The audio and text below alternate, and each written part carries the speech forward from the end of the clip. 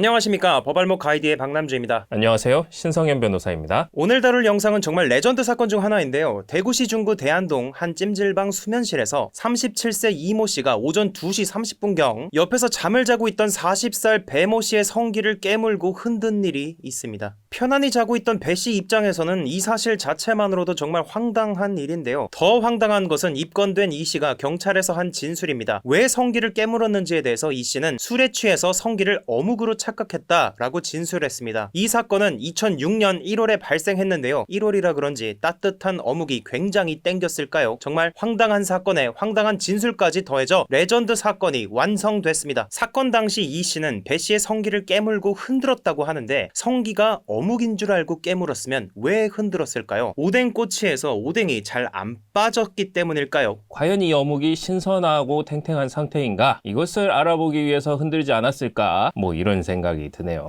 이 사건 게시물에 달린 댓글들을 보면 다들 크크크크로 도배를 하더라고요. 그리고 그 옆에 계란은 왜 안 먹었을까? 라는 등의 드립도 나오는 걸 볼 수 있는데요. 정말 많은 분들께서 어처구니 없는 사건이라고 생각하기 때문이라고 보이는데요. 당시 기사를 보면 무슨 혐의로 입건됐는지는 나오지가 않더라고요. 이게 무슨 혐의로 입건됐을까요? 보도가 된 거는 혐의가 제대로 나오지 않는데 제가 조금 검색을 해보니까 네. 공식적인 자료는 아니지만 네. 성추행 혐의로 조사를 받았다. 이런 이야기가 나오긴 하더라고요. 네. 성추행 혐의라고 한다면 강제추행 내지 중강제추행 아니면 공중밀집 장소에서의 추행 찜질방이니까 당연히 여기에 해당하겠죠. 둘 중에 하나로 가지 않았을까 싶은데 아무래도 당시의 상황, 사회 분위기를 봐서는 또 남자가 남자의 성기를 술 취해서 어묵으로 착각해서 물었다라는 이 피의자의 변명이랄까요? 주장이 있으니까 강제추행 쪽보다는 공중밀집 장소 추행 쪽으로 가지 않았을까? 이렇게 생각을 해볼 수 있을 것 같습니다. 제가 이 사건 판결문이 혹시 있을까 해서 찾아봤는데 찾지는 못했습니다. 그래서 조금 더 저도 검색을 해보니까 어떤 게시물에 자신의 군대 동기 삼촌이 피해자라서 정황을 들었는데 합의를 했다고 하더라 라는 확인할 수 없는 정보 같은 것들은 나왔습니다. 만약 이 사건 합의가 됐다면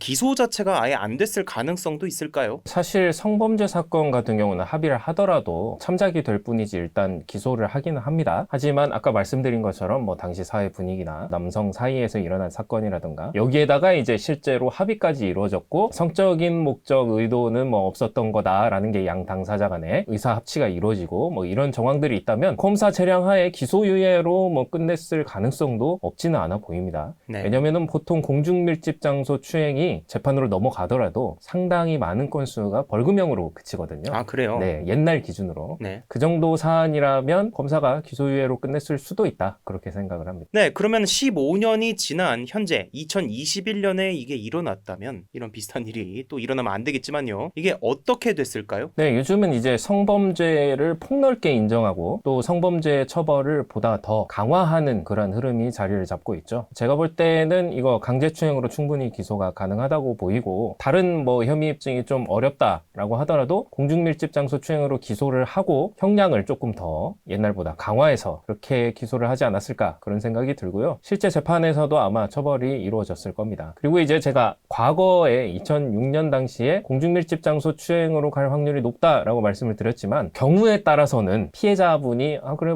추행은 아닌 것 같아 이런 식으로 판단을 하신다든지 할 경우에는 상해라든지 폭행이라든지 네. 이런 걸로 의유를 했을 수도 있거든요. 하지만 요즘 추세로는 전혀 그런 걸 고려하지 않고 성추행 쪽으로 가닥을 잡고 수사를 진행해서 기소를 했을 거다. 그리고 처벌도 옛날보다는 강화가 됐을 거다. 이렇게 생각을 합니다. 성범죄 사건에서 피해자가 성적 수치심을 느낄 만한 행위를 했느냐 안 했느냐 이거 중요하거든요. 그런데 피해자가 성적 수치심을 느끼는 그 부분이 주관적으로 판단하는 게 아니라 객관적으로 판단을 합니다. 네. 그러니까 피해자가 난 성적 수치심을 느꼈어요 라고 강력하게 주장을 해도 네. 객관적으로 봤을 때 에이 그게 무슨 이렇게 되면은 이게 성범죄가 아니게 되는 것이고 네. 반대로 피해자가 성적 수치심 안 느꼈는데요 계속 얘기를 해도 객관적으로 봤을 때 이거는 성적 수치심을 느낄 만한 행위다 라고 판단이 되면 성범죄로 처벌을 하게 되는 것이죠. 그렇기 때문에 이 사건 같은 경우도 객관적으로 봤을 때 지금 시점에 시점에서는 일반인들이 판단을 할 때 충분히 성적 수치심을 느낄 수 있죠. 네. 실제로 판례에서도 성적 수치심은 다양한 감정으로 표현이 된다라고 아하. 했기 때문에 이건 충분히 일반인들이 객관적으로 봤을 때 성적 수치심 또는 뭐 성적 불쾌감 등등을 느낄 만한 상황이었기 때문에 이거는 성범죄로 처벌을 받을 수밖에 없다. 지금 시점에서는 그렇게 판단을 합니다. 네, 오늘도 신성현 변호사님과 함께 대구 찜질방 어묵 사건을 다뤄봤습니다.